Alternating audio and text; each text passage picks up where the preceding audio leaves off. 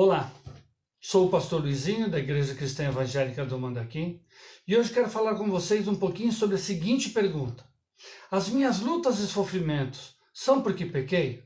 Você já deve ter se perguntado, o que foi que eu fiz de errado?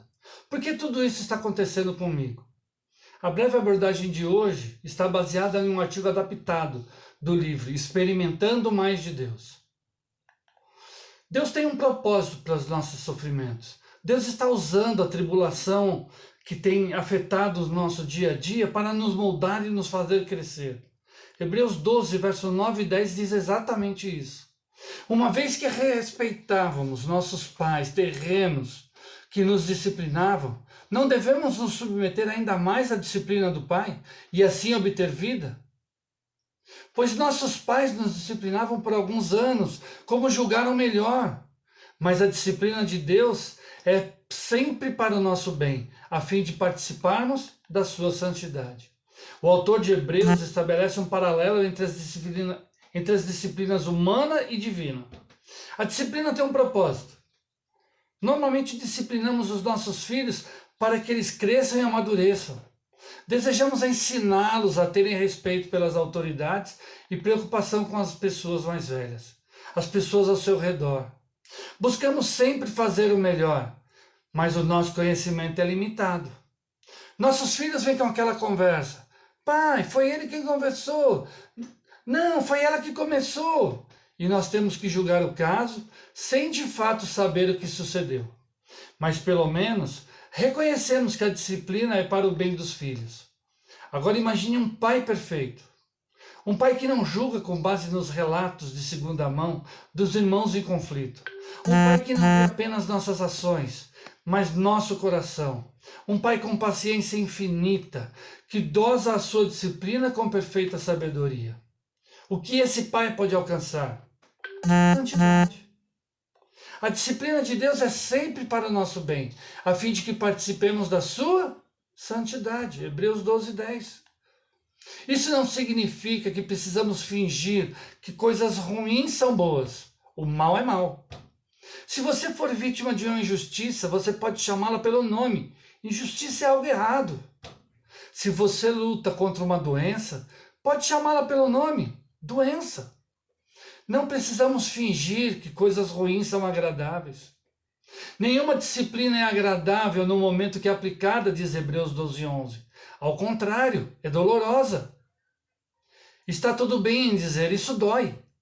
Deficiências, perdas, decepções, pressões, tudo isso dói. Mas nas mãos de Deus, as coisas más são também cheias de propósito. O versículo 11 continua. Mais tarde, porém, produz uma colheita de vida justa e de paz para os que assim são corrigidos. Toda a disciplina de Deus tem o objetivo de nos capacitar a viver a vida que Deus tem preparado para nós. Podemos confiar que Deus está usando essa coisa má, até mesmo os intentos maus de pessoas pecadoras, para a glória dele e para o nosso bem. Olhe para o exemplo de José. José foi vendido como escravo por seus irmãos invejosos. Ao lembrar-se da traição deles, foi capaz de dizer a cada um deles: vocês pretendiam me fazer o mal, mas Deus planejou tudo para o bem. Colocou-me nesse cargo para que eu pudesse salvar a vida de muitos. O Senhor transformou o mal em bem. E a ação de José transforma a vida de muitas pessoas. Por vezes, querido, a disciplina de Deus é um chamado a nos arrependermos de um pecado específico. Olha o que acontecia na igreja de Corinto. Alguns membros da igreja de Corinto estavam trazendo seu sentimento de superioridade para dentro da igreja, desprezando seus irmãos em Cristo. Pior, eles usavam o momento da ceia do Senhor para reforçar essas divisões sociais. Eles jantavam com grande pompa, enquanto os pobres ficavam sem nada. Qual foi o veredito de Paulo sobre esse fato? Pois se comem do pão ou bebem do cálice, sem honrar o corpo de Cristo, comem e bebem julgamento contra si mesmos. Por isso, muitos de vocês estão fracos e doentes, e alguns até adormecem. 1 Coríntios 11, 29 e 30. A doença deles era a disciplina de Deus para um pecado específico, e Paulo o chama ao arrependimento. Assim também, às vezes, Deus nos disciplina para conduzir cada um de nós ao arrependimento. Mas não é assim que a disciplina de Deus normalmente funciona. Jesus rejeita a ideia de que todo sofrimento está ligado a um pecado específico. A disciplina de Deus é muito mais abrangente que um mero castigo. O pecado nos cega. E por isso precisamos de alguém para apontá-lo a nós. Como Paulo fez com os coríntios.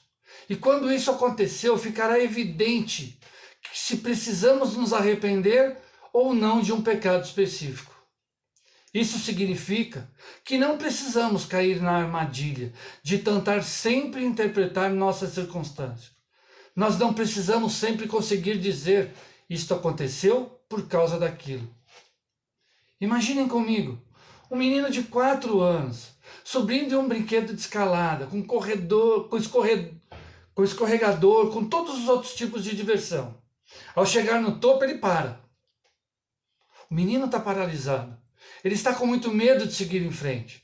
É incapaz de descer por onde subiu. Então ele grita por socorro, mas o pai lhe diz: você consegue, pode vir. Mais gritos do menino. O pai então se coloca abaixo do filho, pronto para segurá-lo. O filho avança pequenos passos, muda de posição e consegue descer do brinquedo. Aos gritos de incentivo e aprovação de seu pai. Que beleza, você conseguiu! Parabéns, meu filho! Então o menino começa tudo de novo. Sobe no brinquedo, fica paralisado no mesmo ponto. Mais gritos por socorro, mais gritos de encorajamento. E logo ele se torna capaz de subir e descer do brinquedo, com alegria, confiança e realizado. Ao deixar de socorrer o seu filho, o pai o forçou a aprender a ganhar confiança. Mas o que parecia indiferença, na verdade, era um ato meticuloso de treinamento e amor. É assim que a disciplina de Deus funciona em nossas vidas. Muitas vezes podemos clamar por socorro e podemos sentir que Deus está indiferente. Podemos até pensar que Deus está indiferente. Mas na verdade, queridos, Ele está nos ensinando a confiar nele, a desenvolver os nossos cuidados pelos necessitados e aperfeiçoar a nossa fé. Em todo tempo, o Senhor está pronto a nos segurar se nós cairmos. Nós estamos vivendo exatamente esta situação. O Senhor está trabalhando em nossas vidas, nos ensinando a confiar nele, a depender dele e a nos submetermos à sua soberania. Por mais difícil que as coisas possam parecer, Deus está no controle de tudo. Deus te abençoe e que você possa meditar nessa palavra e deixar Deus trabalhar na sua vida para que você possa enfrentar os momentos difíceis que estamos enfrentando. Deus cuide de cada um de nós. Abraço, amado.